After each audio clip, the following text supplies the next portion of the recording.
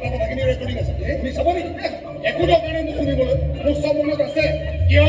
তই কোৱা নাছিলি যে গাঁৱৰ ল'ৰা কেইজনমানে মিলি টকা ডাবল কৰা ছ'চাইটি খুলিছ আৰু টকা ডাবল হ'ব বুলি জানি আপোনাৰ লোভ লাগি গ'ল মোক লগ ধৰিলে আপুনি দিলেও 2000 মই দুগুণ কৰি উভতাই দিম বুলি ক'লো দিলো মই 2000 মই 4000 কৰি দিলোঁ কাৰণ মই দুগুণ কৰি উভতাই দিম বুলি কৈছিলোঁ তাৰ পাছত আপুনি মোক দিলে 5000 মই 3 গুণ কৰি উভতাই দিম বুলি ক'লো দিছো নাই দিছ তাৰ পাছত আপুনি মোক দিলে 10000 সেই 10000টোৱে মই উভতাই পোৱা নাই আৰু মই উভতাই দিম বুলি কোৱাও নাই 4 গুণ কৰি দিম বুলিহে কৈছো